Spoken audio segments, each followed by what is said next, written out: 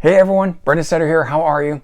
Thank you so much for joining me and welcome to Record Store Scores. Yes, that means I have been to a record store and I made some very cool finds. I just got back from Sound Exchange and I've got 8 CDs in there. I went there with certain things in mind and I ended up walking out with a bunch of cool things. And I always love how that goes. You never quite know what you're going to find at a record store. And, this is just another instance of that. So I'm going to dive into that with you guys. I'll go through all 8 CDs in just a bit. But before we get started, if you're new to my channel and you haven't already hit the subscribe button, please do. Also, leave a comment, hit like. All those things help support my channel. And of course, if you turn on notifications, you're going to stay up to date on really cool videos just like this with Record Store Scores and me running through these 8 CDs that I just picked up. So let's go ahead and dive into that. Nothing better than getting new music. Here they are. So a lot of different things in my mind when I went into the record store today. I've been listening to a lot of synth music lately. I just gotten this one recently, Synth Classics, and it's one of the ones by Cleopatra Records. It's got all kinds of classics on it, Tubular Bells by Mike Oldfield and different artists like that. But it's got modern day guys doing it. So it was an interesting listen, but that got me into the mindset of it. One of the songs on this, and I'd sort of call this a tribute album because they're not the original versions of it, but we've got Jeff Downs from Asia and Yes doing Pulsar, which is a Vangelis tune. So I went in with the idea of picking up some Vangelis and found this, which is a best of. And the first track that's on here is Pulsar. But in years past, I have tried to get into Vangelis's music on its own right. And while there's certain big standout tracks, we all know Chariots of Fire, usually the albums are very atmospheric sounding, much more soundtrack oriented than just straight up sort of instrumental songs. And I really like the song Pulsar, so I was looking at that album and a number of other albums and stuff. But when I found this here, and this is a compilation that's, I'm trying to see if there's a date on it, but I think it's from the 80s, but it does have stuff on here from 75, 76, 77 to 78, so maybe this even came out in the late 70s, but it's one of the older ones. There's all different other Vangelis collections out there, but I definitely like finding the original sort of out of print best of collections from back in the day. So this one here I picked up. It's also got a tune with Vangelis and doing John Anderson with Vangelis. It's the last one on here. So Long Ago, So Clear. So that was also kind of cool. So you get a bunch of his instrumental, but you also get the collaboration there. So that's the first thing I picked up. Again, staying on that theme of the synth music and everything, I already have Mike Oldfield's Tubular Bells, but I picked up a collection because, again, I wanted to explore more of his material. And I like the single disc compilations far better than double disc ones. I'm not kind of looking to get the most bang for my buck. I'm looking to get the most succinct, best of the best material without a whole bunch of filler on it. So, of course, this one opens with Tubular Bells, and I assume it's an edited down single version of it, which I'm actually looking forward to because the 2 parts of Tubular Bells, part 1, part 2, I think are around 23 to 25 minutes a piece, making the total album about 50 minutes. So this will kind of be nice to just have, again, a nice succinct take on that. And this is a later era collection from 2013, Universal Music. But I hadn't seen this, not too familiar with Mike Oldfield. It all is stemming from this. So it's kind of cool how, you get one thing and you think it's going to do something for you, and then the end it kicks off a whole new, musical path for you. So those are a couple things that were on my list when I was in there, but I wasn't expecting this next one that I found, which is Roy Harper. And it wasn't under Roy Harper. And if you don't know who Roy Harper is, that's okay. He's sort of a folk rock artist. I know him from being a huge Pink Floyd fan and his appearance on the Wish You Were Here album and the song Have a Cigar. So, for a while, a lot of people had speculated who was singing on that. It wasn't Roger Waters or David Gilmour, although I think they each recorded vocals for doing it. But Roy Harper, being in a studio adjacent to them, came over, was hanging out, and he said, hey, let me have a go at it. And they liked his performance of it best, so those are the vocals that are on the album. So I've always known the name Roy Harper, but I've never found anything that intrigued me enough to pick up. This, on the other hand, Jugula, which Roy Harper and Jimmy Page. So this was actually under the Led Zeppelin section, and I thought, wait, what is this? You know, Roy Harper and Jimmy Page. And so Jimmy Page guests on it. I don't think he does the whole album, but he guests on a number of the tracks. And I was, you know, this close to picking it up at that point. But then I saw track 3, Hope. This is written by Roy Harper and David Gilmour, and David Gilmour performs on it. So I immediately, at that point, hands down, I was picking this up no matter what, because not only do we have Jimmy Page guesting on here, but we have David Gilmour. So that was kind of a cool find, because I've wanted to have some Roy Harper in my collection for a long time, just being the Pink Floyd fan. Now I do. So there's that. I've been listening to Creedence Clearwater Revival and John Fogerty and stuff like that, and I decided I wanted to sort of skip to the end. I don't own all their individual albums. I have a couple, and I picked up Pendulum, 40th anniversary reissue of it. This was the last album to feature all 4 of them, including Tom Fogerty, before he left. And the biggest hit off here is Have You Seen the Rain? Have You Ever Seen the Rain?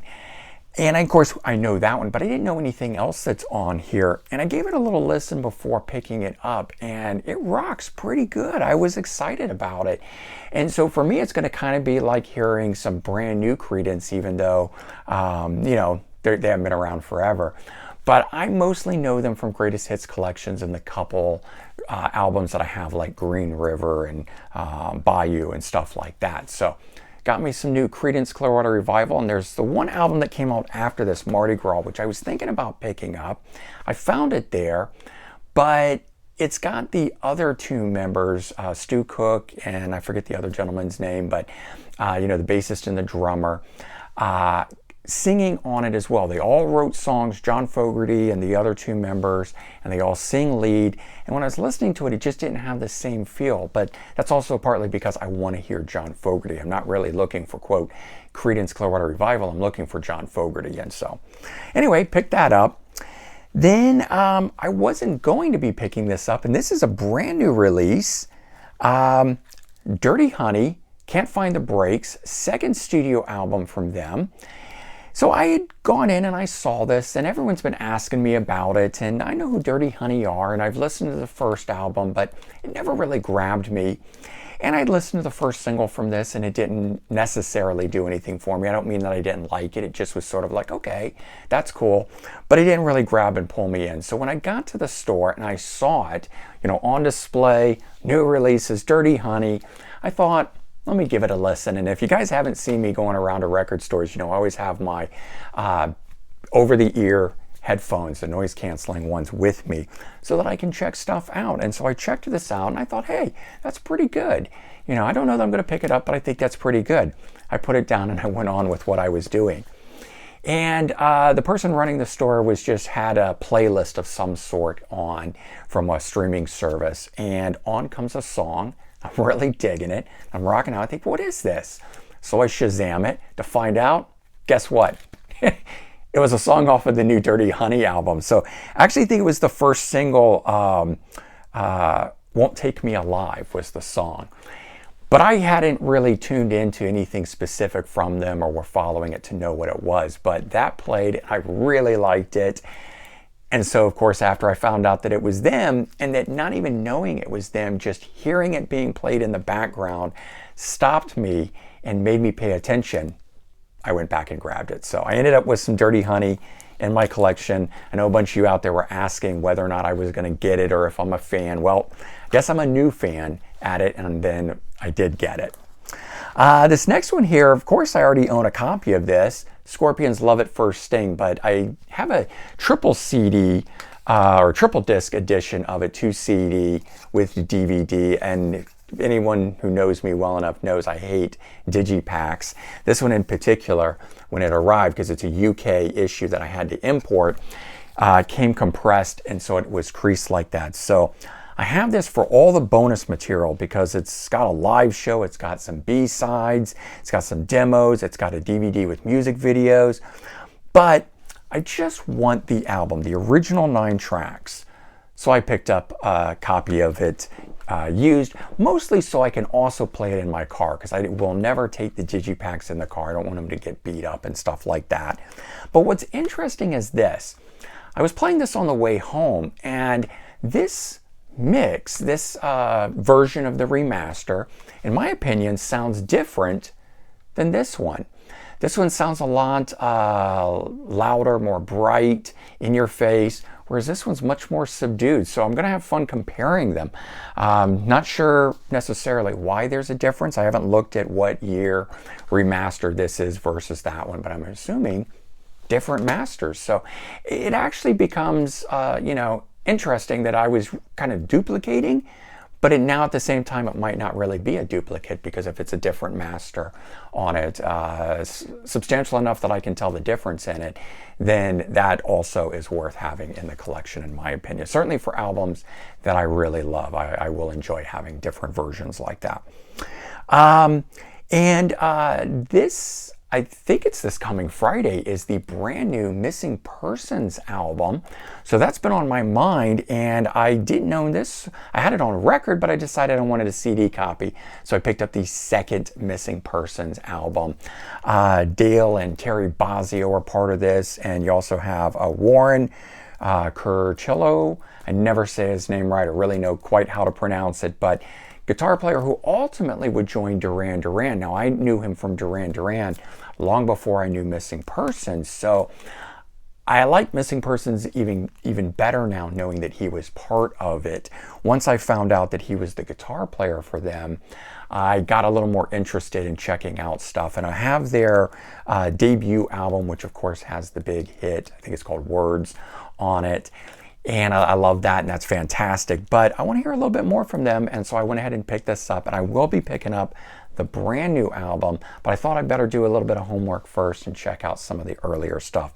Like I said, I've had it on record, but I wanted to pick it up on CD. Okay, and the last one, the 8th one that I picked up, Marillion, Clutching at Straws, their 1987 album, 4th one, but this one is a 2018 remix. Now, why I kept kind of both of these to the end, it's like I have that Missing Persons. I also have this in a box set format, but I like my jewel cases, and I like the standalone releases, and again, especially if it's a different mix.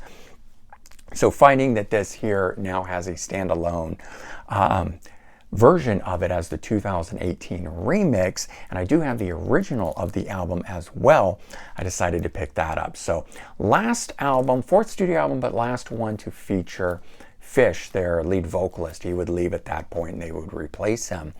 And I understand this to also be a concept album, although I've never really read lyrically or what the plot is, so that'll kind of be interesting. I'm going to give it a new listen, understanding that it is a concept album, and see if my mind ties it all together or not. I find sometimes albums are called concept albums, but if that wasn't explained to me, it really wouldn't, the lyrics necessarily wouldn't tie together. This is probably different, but that is always my sort of thing with concept albums. Do they work on their own, or do you need the foresight and information to understand that it's a concept album with little infill pieces of information, or again, does the album just do it on its own? But there you go. Those are the 8 record store scores that I picked up today at Sound Exchange, my local record store. Certainly you can see from the big smile on my face, I'm excited about this. I'm looking forward to go diving into it.